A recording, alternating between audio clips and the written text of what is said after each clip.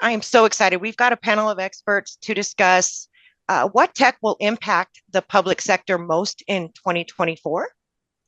And today joining us, we have Ben Adawa from Lightcone. We have Bob Nance from Novation. And we have Gary McMillan of Onyx. Ben is the Chief Technology Officer, Bob is the CEO, and Gary is the Vice President.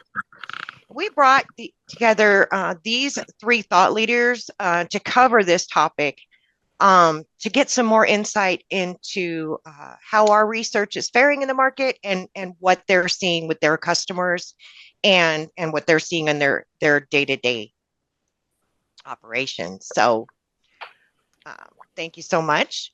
We invite you to be part of the conversation. Ask questions or make comments at any time during the discussion in the Q&A chat. We'd like you to, say who you are, share your input for everyone to see. Please be respectful and appropriate with your questions and comments. The co-host will monitor the chat. And a gentle reminder, any inappropriate comments will be removed along with those attendees posting such comments. Okay. After the event, be sure to watch the replay. It will get sent out. Set up a one-on-one with the experts, speaking today if you would like to. And obviously, please complete your 1-minute voice verification. So now, here's the first bit of market data coming from over 400 executives that were surveyed by BeTechly. So we asked, is public sector ready for new tech like AI? These were our responses. Looks like we have a lot that fall in the same area. So I'd first like to ask Bob, are these relative to what you are seeing in the market and from your customers, or do you have, additional input? So compared to the private sector and the public sector, which are two completely different ways of operating, number one, AI and machine learning is showing up everywhere. We're seeing it in education. We're seeing it we have a large DoD installation here as well as FBI presence. Both of those are very much into this. Cybersecurity is very focused on AI as well right now. You can't have AI without big data, so that they definitely get tied together. The infrastructure part we're seeing has actually been, we're sort of on the waning side of that. We saw big pushes.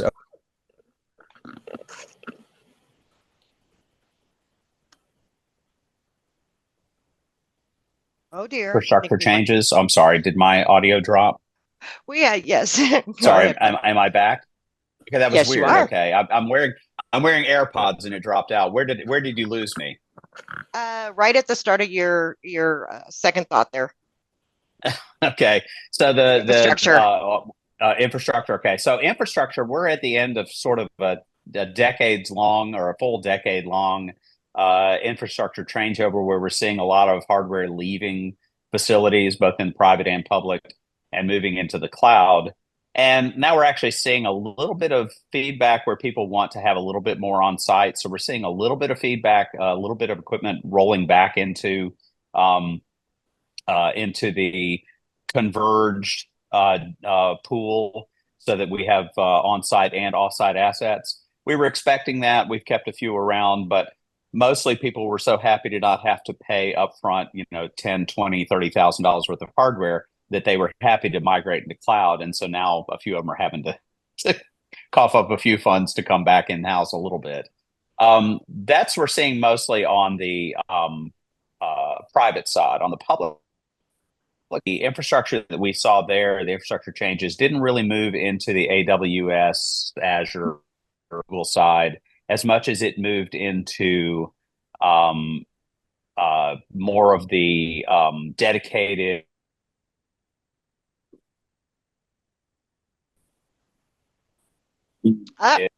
And then the last one in that top block there, the cybersecurity part, that actually should be up in the 50 to 60%. That's what we're seeing the biggest push on, both public and private right now. We had a recent city, not far from us, city that was breached, and they're still dealing with it.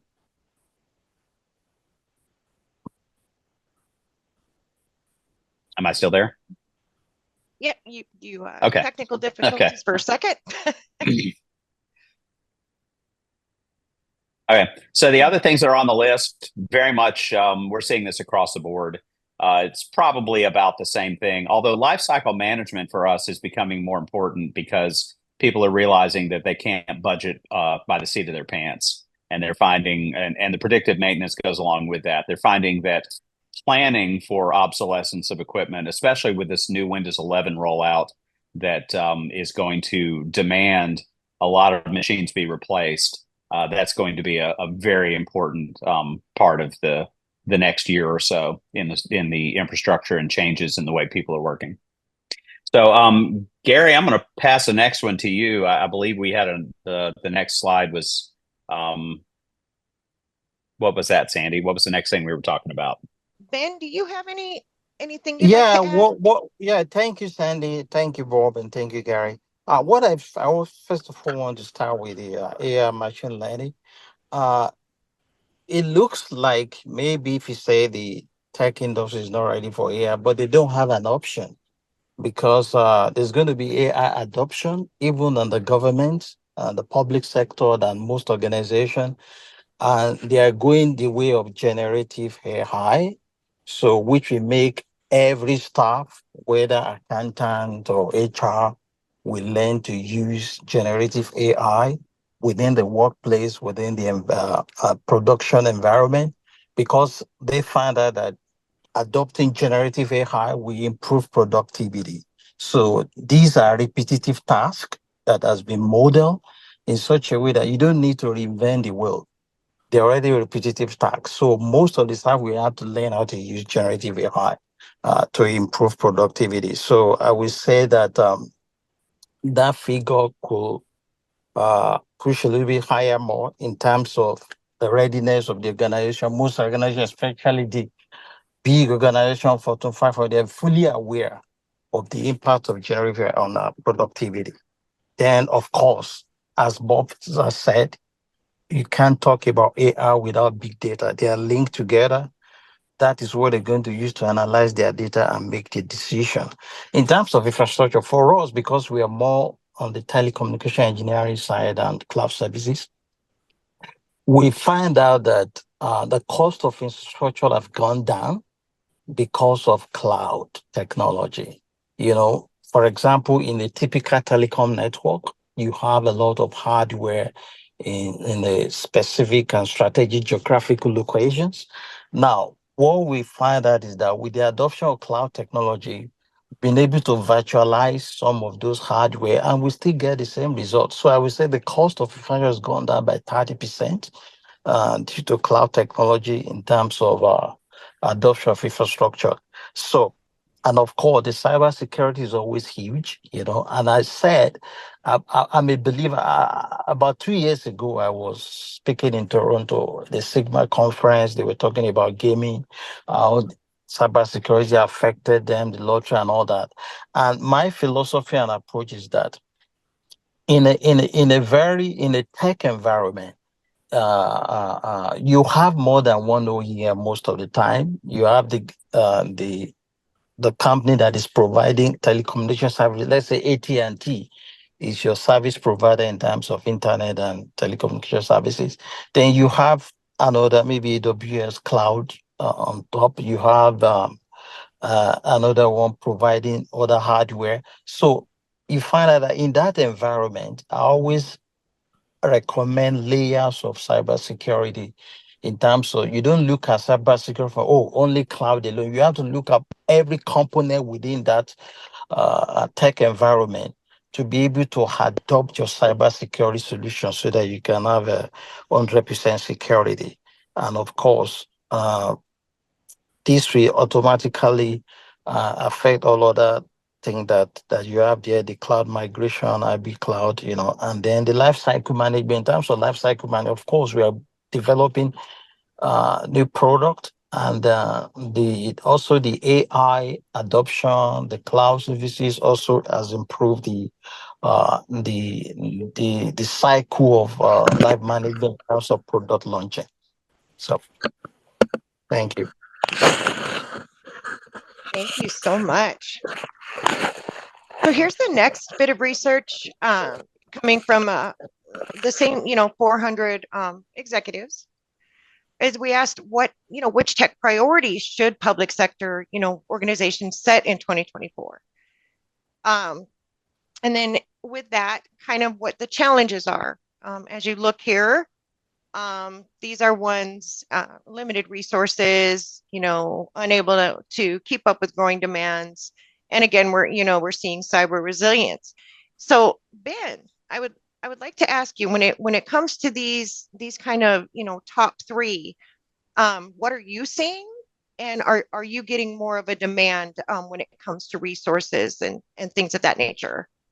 Yeah, to be honest with you, here in Canada, there's a shortage of skilled labor, and of course, we have to depend on uh, people from the United States, or even maybe bring people from Europe to come and work in Canada.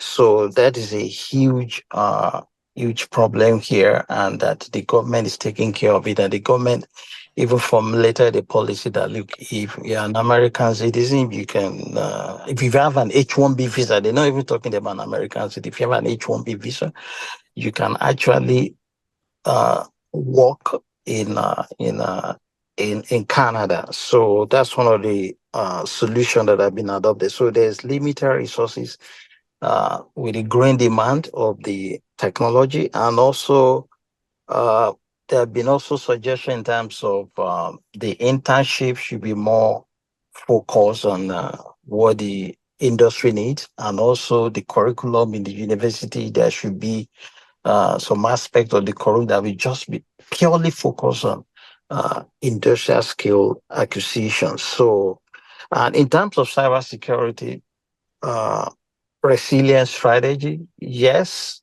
most organizations are very focused on adopting cybersecurity because we know the impact and the cost is enormous. You could lose your entire revenues if there's a leakage or sabotage or somewhere. So there's a huge demand, and it's mandatory that every organization must adopt a cyber resilience strategy. And as I've mentioned in my previous discussion, that cybersecurity should be approached from layers.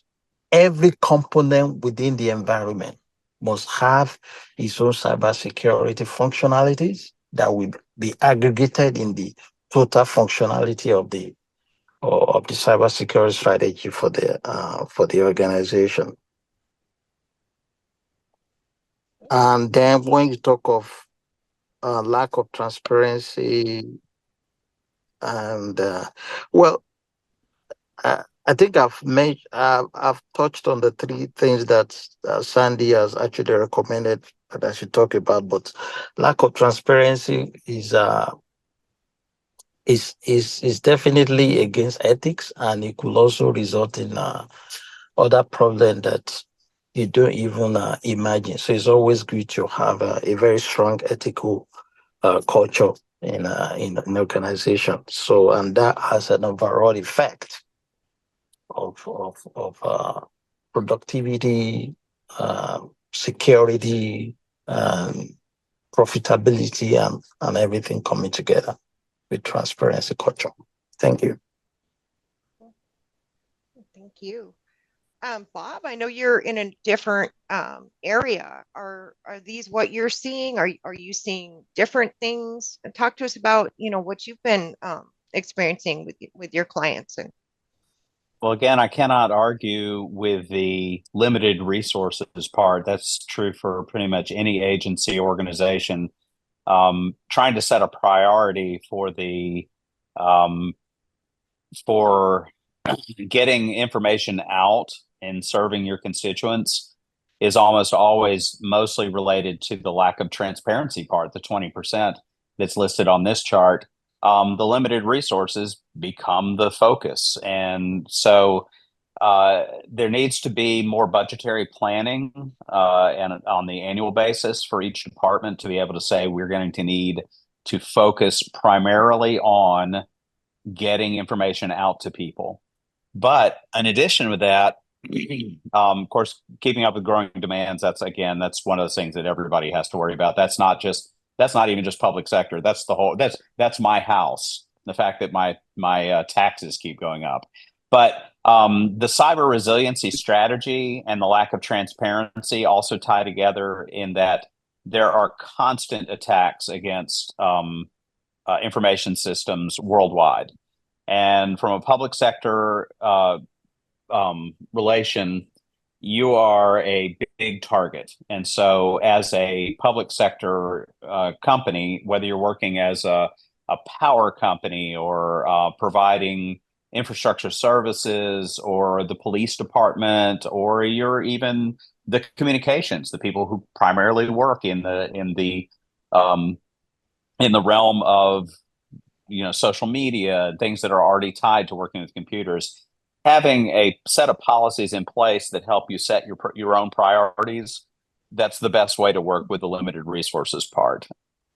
Ultimately, I think that this is all budgetary. I think 100% of this is when it comes time to doing the budget, the first thing you think of is your employees, then you think of your employee benefits, you think of your department requirements, you think of what you're doing to serve the public for your policies. All these things are very important, but if you don't fit in some sort of electronic technology, cybersecurity, or something into that budget, and back on the first slide when we talked about planning for equipment obsolescence, you have to have all those things in place. So the limited resources, yes, I agree. That's the number one thing that we're seeing in the public sector. But the rest of the things down here are almost always tied to how that budget is laid out. And honestly, if you're serving the public, you have to go to the public to ask for that money in the first place. So if you don't have everything laid out. We have a question here from one of our attendees, and the question is, how involved should policymakers get in the back office technology of their agency or administration? Who would like to answer that question? Can we, Sir, can you repeat the question again, please? The question is, how involved should the policymakers get in the back office technology of their agency or administration? Yeah, well, I think policy making is a very standard procedure and approach to a successful running of an organization. So I believe strongly that they should get involved, and even when I was discussing about generative AI, so policymakers could also adopt generative AI, to analyze data and then come out with right policy, because it's becoming more ambiguous, it's becoming more complex to run a successful organization based on the big data era that we are in. So I believe policymakers should also be on board that technology side. okay, all right. Let me Okay, throw so- in there that I sound like a broken record, but it really does go back to where you set your budget priorities. And those budget priorities, a lot of times, are coming from the top. So you have to feed that information to those people on the top so they understand. If you're the person in the middle or the person at the bottom, and you're trying to get these resources allocated in the right place, you have to include that management, because they're the ones who are going to end up signing that document. All right. Okay, so that's going to take us into our next data point, and this is kind of in two parts. So kind of what tech priorities should public sector organizations set in 2024? You can see here again, kind of the top challenges, and then kind of looking at the priorities, we're kind of seeing a pattern, right, of some of the things that we've seen. Sorry about that. So it kind of looks like well over, almost 35% are really talking about improving some of the things we talked about: cybersecurity and privacy, obviously AI, machine learning, infrastructure, and then you have others that are kind of in the same aspect as well for the digital experience, kind of life cycle again, and predictive maintenance. So let me go to Bob first this time. And are these priorities that they should have in place? Is there anything else maybe that is not listed here that you're seeing that they should have in place for the rest of this year moving into 2025?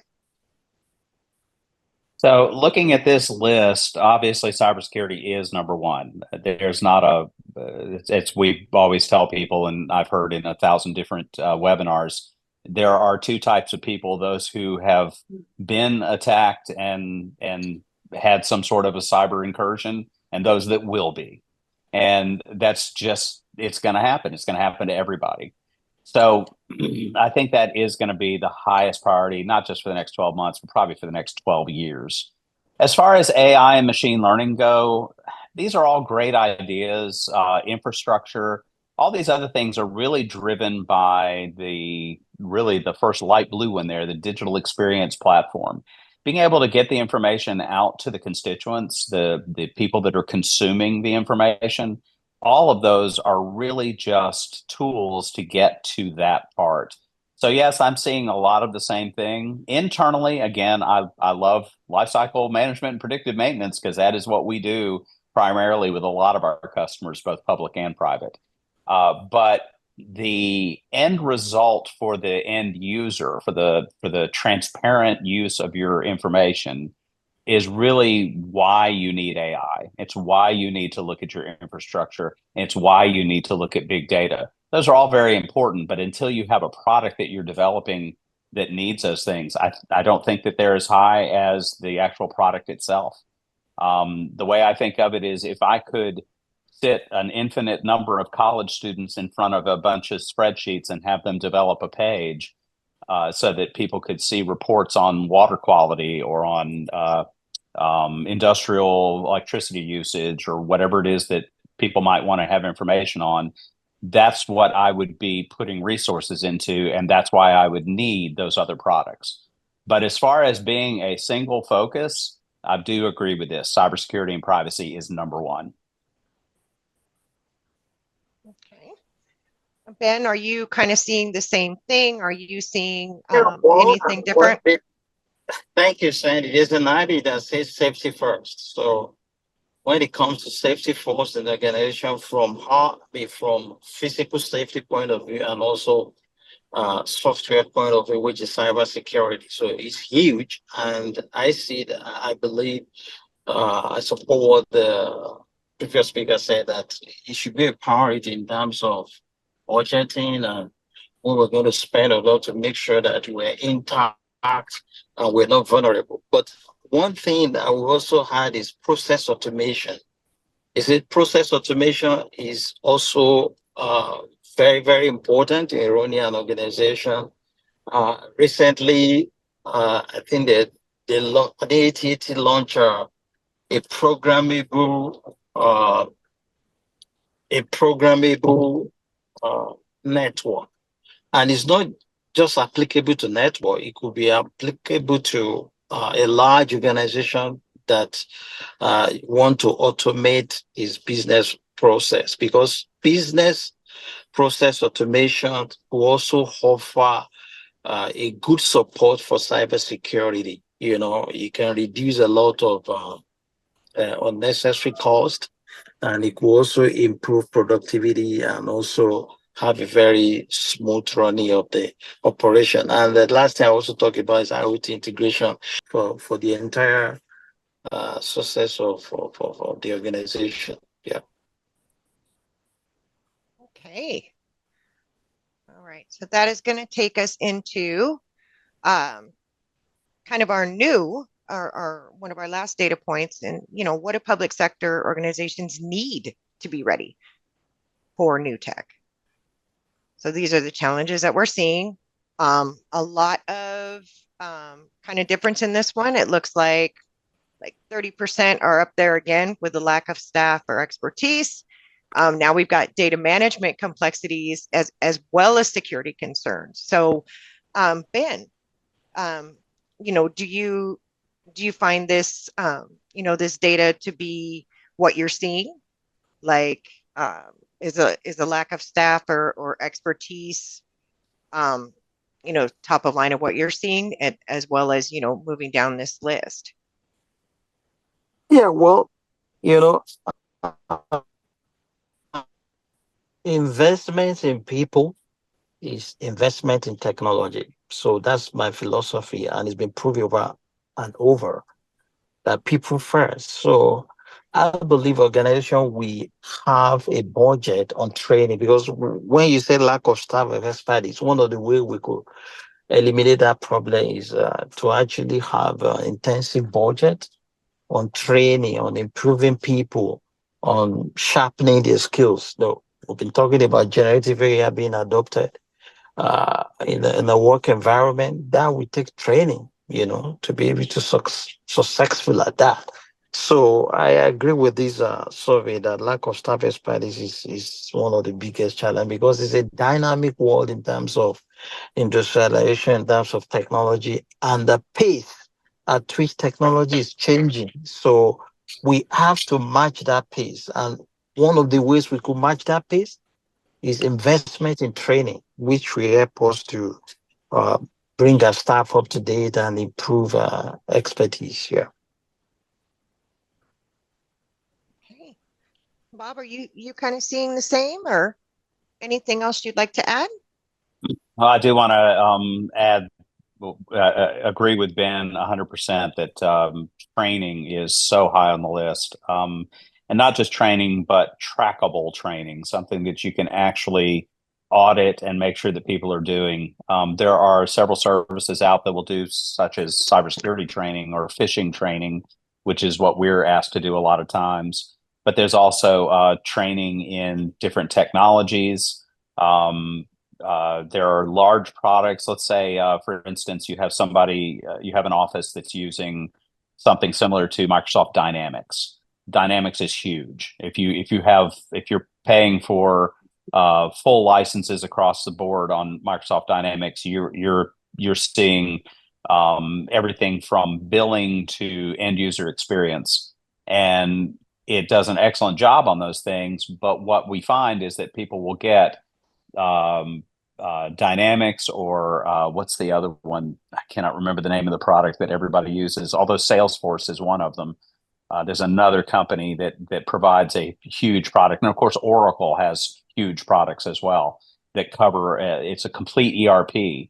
And you'll have somebody who's trained to do the one thing that they do all the time. But if they don't know how it works in the background, they run the risk of not doing the proper thing. They're just doing the thing that they learned by rote. So training is pretty important. And sometimes that can be certification training as well. So you can have 2 or 3 people in the office that are certified. So you can train the trainer sort of thing and have that person turn around and teach other people in the office. So I do think that that's an important challenge, is to make sure that you're, again, prioritizing and budgeting so that you're setting people up for success. Too often people are just kind of left in the background and told to take care of things, and they don't even know what they're doing. They're just told to do the one thing, and that's all they ever know how to do. So giving people the big picture and doing the training is important. That's the highest for me. The other things that are on this list, we see some of this, of course, security concerns, because we do cybersecurity a lot. And then the use of legacy equipment and applications. I'm sure there are people on this call who remember 1999 to 2000 and the 2000 bug, and everybody was worried about it, that turned out to be such a flop. Well, there's another one coming up in 2038. When that happens, there's going to be a bunch of old embedded systems that are going to flip a bit. And when they do, it's going to be 1970 something. And most systems will be replaced by then. It won't be an issue. But people need to be ready for that. And they're not going to be ready for that unless they know what's happening on the unsupported platforms, especially for outdated code. So those are the things that you need experts to be able to connect to learn from, and have that expertise available to you. So that's what I see. And I do agree with that 28, although I'd say it's closer to about 51% of what we're seeing.